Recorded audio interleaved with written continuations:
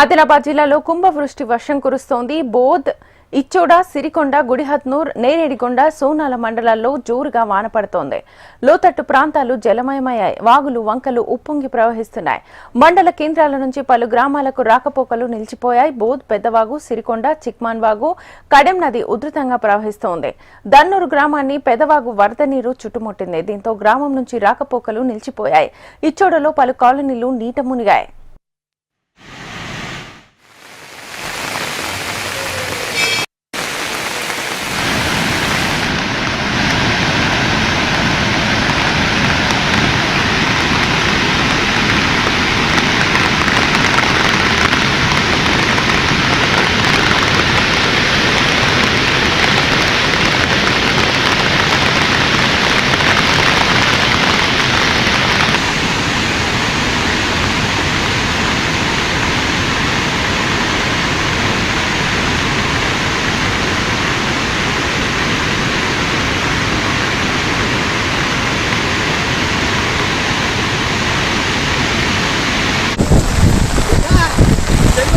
ఈ వీడియో ఆ వీడియో అన్ని పెట్టి